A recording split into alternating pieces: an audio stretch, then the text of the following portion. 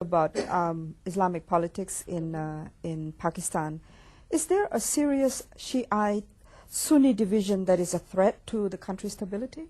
Well, we have sectarian terrorism in Pakistan, but it is restricted in at the level of a few extremists on both sides.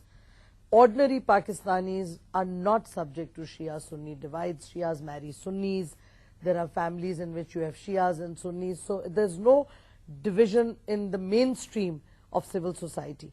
But yes, at the level of some extremist groups, there are killings, targeted killings of Shia leaders and Sunni leaders and so on. The problem is that a lot of the extremist Sunni groups have now become enmeshed with the Al-Qaeda problem. But otherwise, sectarian terror was on the wane in Pakistan post 9/11, and even now, last year saw a decrease, and this year during Muharram, we did not really see sectarian terrorism as the way it used to sometimes happen in earlier years. So it's not as serious as in the case of Iraq, for instance? No, we do not have that divide because every family has a Shia and Sunni component in them. So it's integrated? Yes, very much so. You once wrote in a commentary that, quote, extremism, like other evils, will thrive if the state is weak or selective in enforcing its writ. Can you elaborate? I feel that the state must not be bullied by any form of extremism, and here I also include the born-again Christian extremism of President Bush. We cannot be cowed down by American threats, just as we cannot be cowed down from threats from within our society by extremists wielding violence and wielding weapons and so on. Because the moment the state is seen as being discriminatory in application of its writ, in application of the law, enforcement of the law, then obviously people will feel that if they can gather together the forces of violence, they can challenge the state. And that is what I was basically saying. At the end of the day, however, isn't the answer to problems of extremism lie in how societies can provide socio-economic justice? Partly that.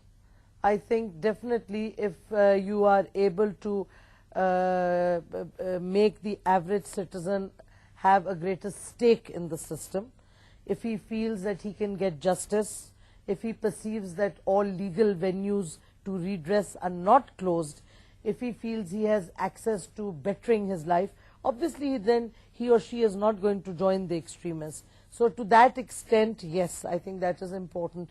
Equally important, I think, is to ensure that people that the extremists are denied political space in one's environment. I think space denial is very important, and it is not just a matter of economics and social facilities that you may provide to the mainstream. It is also a matter of seeing that your curricula does not sort of encourage extremism, that you do not allow extremists to make inroads into your educational system and so on. So there are a number of factors. So it would be a bit confining to civil liberties, wouldn't it?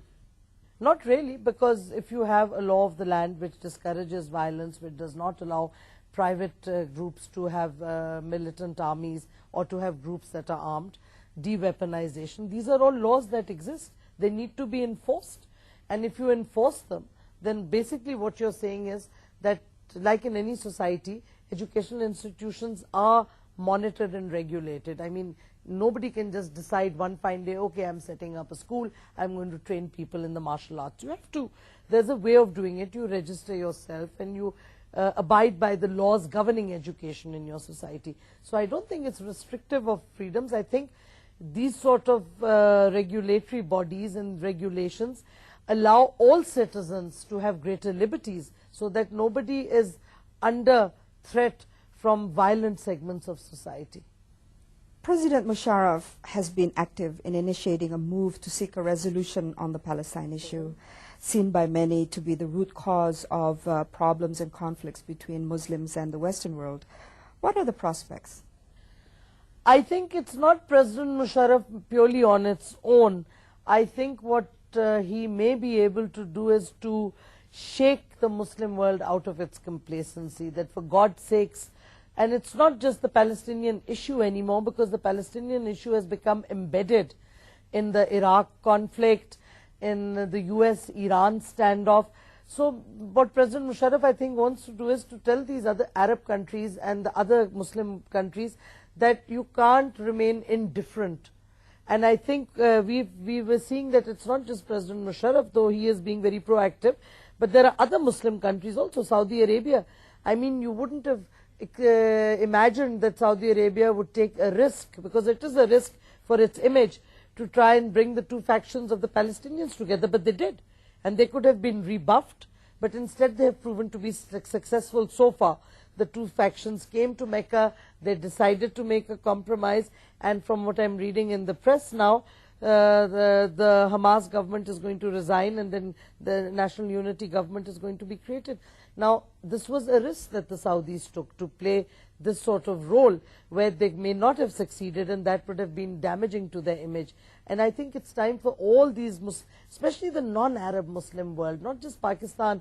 I think Indonesia, Malaysia should become more proactive within the Muslim world and the collectivity of the OIC. Through or not through the OIC? No, through the OIC. Give it life or finish it. And this has been an approach since the summit in Malaysia, where this Eminent Persons Committee was set up. You need a greater civil society context for the OIC. You need to have the non-Arab world become more important, because they are the majority in the OIC, and they need to assert themselves more actively. That's true. In fact, when people talk about Islam, it's always the extremism, the radical, the fundamentalist element. How can Muslim countries, moderate Muslim countries like Pakistan, as you say, non-Arab, Indonesia and Malaysia, demonstrate to the world that there's such a thing as moderate Islam? Well, there are two ways. One is, I think we need to challenge and stand our ground when Islam is abused. On that, I'm very clear. There should be no compromise by the Muslim world. Whether it's the case of the Danish cartoons, whether other issues, we need to stand our ground and say this is not acceptable to us, the abuse of Islam and its Prophet, peace be upon him. But going beyond that, we need to create that liberalism and tolerance within our own societies, because only when we show the world that we as societies are tolerant and truly liberal and accommodating of the other, then we will alter the misperceptions. And when we talk of the Muslim world at large, it's not even just Pakistan, Indonesia, Malaysia. From Suriname in Latin America right up to the Far East, we have Muslim states. So there is a lot of diversity of Islam, and I think that diversity also needs to be publicized. That's true.